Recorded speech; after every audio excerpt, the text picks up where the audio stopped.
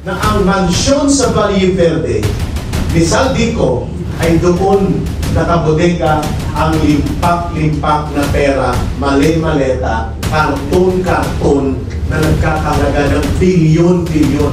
By that indication of revelation recorded in the interim report published or issued by ICI sent out to Marcos, it appears na si Saldico ay putidero, pangkero ni Marcos at ni Romualdez. Kaya ang sense of urgency kung bakit hindi siya hinahabol at bakit pinatakas ito sapagkat sa kanya po ang kasangkulat ng criminal friends. Mga kababayan, sa araw na ito, nagsalita na po si Saldico at itinuro niya na ang mastermind si Marcos Jr.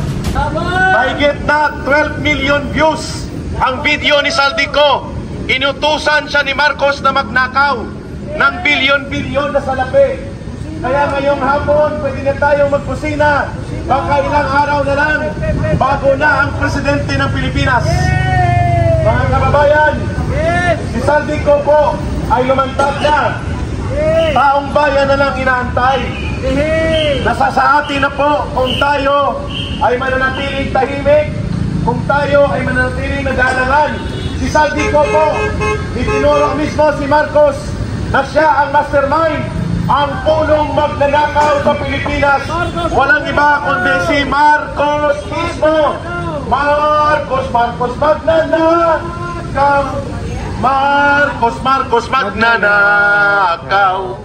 Marcos magnanakaw. Magnanakaw si Marcos. 100 billion, Saldico. Itabi mo, akin yan, tarantado. Nagmamaang-maangan pa ang gago. Presidente pang tawag sa sarili, kunwaring inosente. Binulgar na ni Saldico, inutel, magnanakaw. Ang mastermind, sabi ni Saldico, si Bongbong Marcos Jr. At ang kanilang kasabwat sa magnanakaw, si Romualdez. Mahigit na po 12 million views ang video ni Saldico na nagsasabi bago siya patayin, ituturo na niya ang mastermind.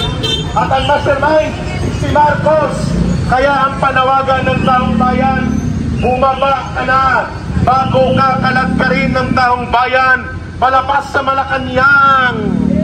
At sa pagsisimula ng ating panawagang Black Friday protest, mag-ingay muna tayo mga kababayan, magpusina para palayasin ang magnanakaw sa Malacanang, ang kriminal na mastermind na walang iba kundi si Marcos Jr.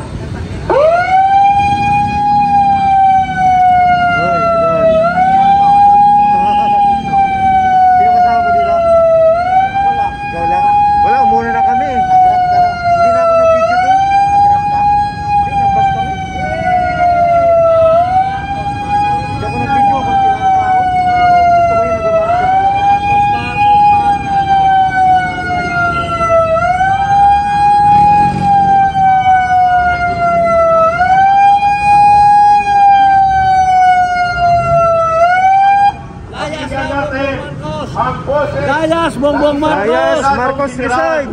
Na ngayon po ay hindi na nagpapayag na mananatili ang magnanakaw. Nagbayan mo ka po ang Pilipino! Salita na po si Saldico! Kababayan ko si BBM na Ilocanohan ko, pero kinukutya ko siya noon pa dahil sa kanyang mga gawain na hindi ka nais-nais. Tama ang sabi noon ni Tatay Digong na spoiled brat. Ang sabi ni Ko, kung ano ang sabi ni Presidente, what the President wants, he gets. Kaya yan ang mga ugali ng spoiled brat. Kunwari, kung ano-ano, naghugas kamay, nag-ano pa siya ng ICI para mag-imbestiga. Ang daming nililis. Ano ang sabi ni Ko? We will protect you. don't get out of the Philippines, sabi niya. Yung pala, ginagawa siyang sangkalan. Ngayon, nung ipapile na ang kaso labang kay Ko, ayan na, nagsalita na siya. Ang Malacanang ngayon, tahimik. Walang sinasabi tungkol sa repeal ni Saldico. Partial pa lang daw yun. Yung repeal niya. I-part 2 pa raw. Biruin nyo, 100 billion. Dami niyong pinatay dahil sa baha. Dapat nga mag-design ka na. Dahil galit na galit ang tao. Ngayon, mas lalo silang nagalit. Anong masasabi niyo kay mga kaalyado ni BBM?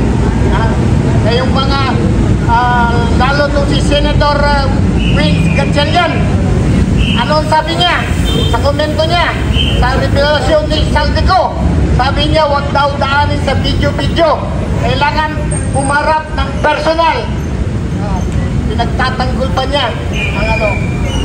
Harapin niyo, dahil sigurado ako na hindi na yan aatras. Sinimulan na niya dahil ipapakulong na siya. Ang dami pala hinahanap, yung pala siya rin ang ano, ang mastermind. Kaya dapat na sumama po kayo sa protesta na labanan natin ang korupsyon. Paano natin malalabanan? Kill the crooks. What I mean kill, parang kill the light. Stop the corruption. You resign, BBM. Magandang hapon po. Ano, ito, lahat ng mga kritiko ni Bongbong Marcos ay sabi niya mga stabilizers daw. Sabi naman ni Bibi Inday, hindi ito mga stabilizers sila dahil ito po'y nagpapahayag lang ng kanilang mga hinaing at hinanakit sa Pangulo ng Bansa na walang ginagawa kundi magkamali ng magkamali. Ang ating pong ekonomiya bumagsak na. Wala na talaga magawa.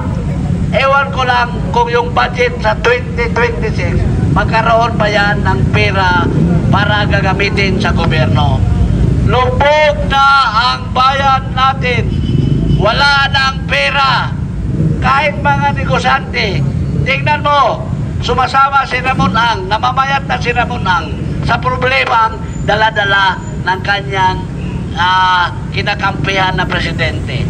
Wala na talaga. Ito, maraming nagsashopping dito sa loob pero walang namimili. Bakit? Walang pera. Saan bang pera ng tao ba yan? Ninakaw nila, tinago nila sa bahay, sa kondo, sa mga residensya nila ng mga magnanakaw. Hindi nag-circulate ang pera ng bayan. Kaya nga, walang trabaho, walang negosyo, wala lahat dahil tinago. Ang iba nilabas na ng mga magnanakaw ang pera na ninakaw nila. So saan ang perang gagamitin natin lahat? Wala na dahil ninakaw, tinago. Di manik, did not circulate dahil tinago nila. So, ano ngayon ang gawin ng gobyerno? Wala silang magagawa dahil ang pera ay nandoon na sa mga magnanakaw, hindi na nag-circulate dito sa ating ekonomiya ang pera ng tao dahil tinago na ng mga buhaya. Sila lang ang nakikinabang sa kanilang kinawat na pera. Saan? Ano ang mangyari sa bansa natin? Siyempre babagsak ito. Wala nang ang tiwala ang mga ibang mga negosyante dito dahil ayaw na nila kay Bongbong Marcos.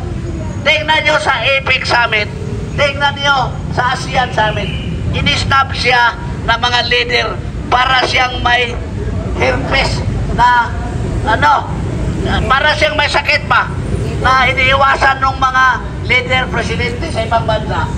Hindi niya yon nakuha na iniiwasan siya dahil ayaw na maawa sa kanyang pagkamagnanakaw na tao. Yung tatay niya sa Guinness World Book Record, nagiging number 1 magnanakaw. So, yung anak, pati pa rin, sumobra pa ang pagka-magnanakaw.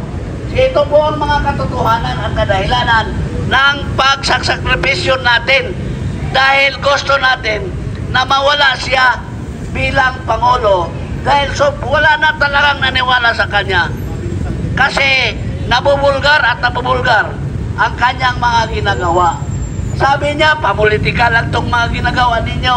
Hindi pamulitika dahil kung sabihin mo Bongbong Marcos na ito po'y pamulitika, wala ka na sa 2028 dahil 6 years term ka lang. Ang aming tinatawag na accountability sa iyo, Bongbong Marcos, bilang presidente ng bansa. You are liable sa mga ginagawa mong pagnanakaw sa pera na tinatago na ang pera na yan ay nakapabagsak sa ating ekonomiya dahil wala ng perang nag-circulate sa ating ekonomiya. Balik-balikan ko, wala ng perang umiikot sa bansa para magamit ng tao dahil tinago ng mga magnanakaw sa bahay nila, sa kondo nila. Ang iba, nilabas na sa ibang bansa. Ang tawag niyan, capital flight. So wala na tayong magamit pang negosyo, pang sahod ng tao. Ayun, lahat. Kasi wala nang nag-circulate na pera. Kaya nga, kawawa ang taong bayan. Bongbong Marcos, enough! Tama na! Sobra na! Umalis ka na! Ibigay mo sa isang taong kwalipikado sa trabaho ang trabaho mo dahil hindi ka marunong magtrabaho. Bongbong Marcos, marunong ka lang magnakaw pero hindi ka marunong magtrabaho. Puro ka lang nakaw, nakaw here, nakaw there, nakaw everywhere hanggang ang bansa ay nalulustay mo na sa kanakawan na ginagawa nyo ng mga tao mo. This is not politics and we are not stabilizer. We made you accountable sa mga ginagawa mong pagnanakaw. Katulad ka ng Chief Executive Officer ng isang kumpanya na nalugi ang kumpanya dahil ninakaw mo ang pera. So kung nalugi mo ang kumpanya, nalugi mo ang Pilipinas, dapat magbitiw ka, dapat alisin ka dahil hindi ka marunong mag-manage sa resources ng ating bansa. Yon ang katotohanan. Hindi ito politika, kundi pananagutan mo, Bongbong Marcos, ang ngayong ginawa sa bansa. You are liable, you are responsible sa mga ginagawa mo. Kaya dapat mag-resign ka na upang ibigay sa isang kwalipikado na hahalili sa inyo.